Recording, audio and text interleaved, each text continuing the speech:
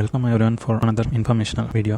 So today we are going to look into real estate investment in India. One of the top priorities for everyone is housing, along with retirement, children's education. So we are going to see today, is housing really an investment? Short answer is no, but it depends. Why do they say house is an asset? Before that, we need to look into different types of housing properties. Number one, self-occupied house. A fully paid for house or ancestral property is great to have, but it does not generate any money to be called an asset, or doesn't take a whole lot of money out making it a liability. But it does appreciate in value long term based on inflation. If you are lucky, you will get good returns if the area happens to be an happening place in 15 to 20 years. But you will always need to pay property tax, water, electricity, drainage, upkeep, etc. The second type is a sublet property. So what does subletting the house mean? They can partition the house in a way that one or more rooms are used by self and other rooms by the rented person.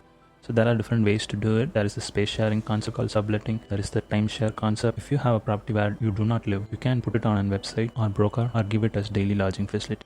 The third type of property is rental property. You have an individual house or multiple houses and you give it for rent. So you may generate regular income in terms of like 10,000, 20,000 or 30,000. So that depends on the city. So how many rooms the particular property has or how many houses are there in the particular property. Let's get into the numbers. Say a house is worth 70 lakh and it will be giving you a rent of 15,000. So the percentage returns is 2.6 annually. You can also argue that house value appreciates. Yes, the underlying plot appreciates. Individual houses depreciates after 10 to 15 years. Compared to that, FD at 7% returns will give you approximately 41,000 in returns annually. So your rental property will beat the FD returns only if there are multiple houses being rented in the same property or the plot. But you will also need to consider the property tax, water, electricity, drainage, upkeep, etc. Some of the maintenance can be collected from the tenant based on agreement. The rent can be classified as a passive income stream, but the return to capital ratio is minimal to be considered as an asset income. Let's move on to fourth type of property, the commercial property. Similarly, if you have a commercial property which is facing the main street or in commercial areas, it can attract good rents and return good value.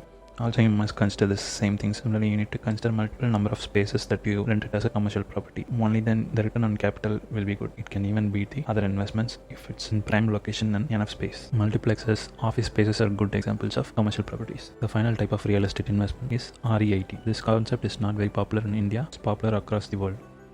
So this way you hold equity to the real estate business rather than physically owning real estate. But this will work only if you believe in the real estate space, that it will boom and you just need to diversify your portfolio. So the $1 million question is, do you go for flats or plots? Flats are more affordable but depreciates after a while. After certain years, it can be sold at the plot value only and individual flat owners will only get equity. The more number of flats there is, the lesser value you will get. So it is depreciating in value and definitely not an asset. So coming to individual plots, they do continue to rise in value, so it is safe for long term. Doesn't affect the resale value, relatively safer that someone will buy it from you if it's in a decent location. It is definitely an hard asset. It may not beat other investments, but a decent asset. Should you take a loan or mortgage? The loan rates are pretty high for housing finance. It will range anywhere from 7.5% to 11 or 12%. It can be higher than that also. So that purely depends on the creditworthiness and the financing company. A public sector finance like SBI or LIC may charge you lesser interest rate, but getting the loan is highly unlikely. If you are going for private banks and NBFCs, they are relatively easier to get since they take higher risk and have competitive savings interest rate. The lending interest rates are proportionately higher. It can range anywhere from 8.5 to 12 and above percentages. The trap of the loan: the longer the tenure and higher the interest amount will be higher than the loan amount. So let's get to the numbers. Considering you get a loan for 50 lakhs for 20 years at 8% interest, the total interest accrued would be equal to 50 lakhs. So you will be paying for 1 crore for a house value of 50 lakhs. For the similar loan amount, if the loan tenure was for 30 years, the interest accrued would be equal to 82 lakhs. So now you will be paying a total of 1.32 crores for a house value of 50 lakhs. Let's say the tenure is for 10 years. Now the interest accrued will be only 22 lakhs. The total amount you will be paying is 72 lakhs. For 5 years, you will be paying around 60 lakhs. So now you get the point. The lower the tenure, the total payable will be drastically lesser. So it is about hitting the sweet spot. Yes, no one has the money to buy a house upfront, but at the same time, paying over 10 years is a financial travesty waiting to happen. Sweet spot would be around 7 years. And another rule is, you have to save about 60 to 70% of the down payment and buy based on your affordability. If you can't afford in main locations, it's okay to get it in nearby areas which is not as expensive.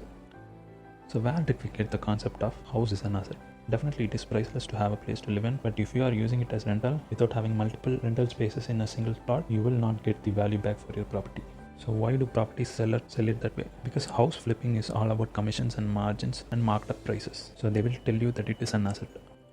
If you already have a fully paid for house or an EMI, humble suggestion is not to be lured into real estate for investment purpose unless you have great insight of the area's development in the next 15 to 20 years and you expect it to give a 10 to 12% growth annually. There are many real estate investors who will swear by this. Example, Rich Dad Poor Dad author Robert Kiyosaki, 10x author Grant Cardone. But the situation is variable in different economies. In developed economies like USA, the EMI and the rent value is equated. They would suggest you to buy it in EMI and give it to rent, which definitely does not work in markets like India unless you have multiple spaces in your rental property. Thanks for watching this video. Please hit the subscribe button and like button and watch out for my other videos. Thanks.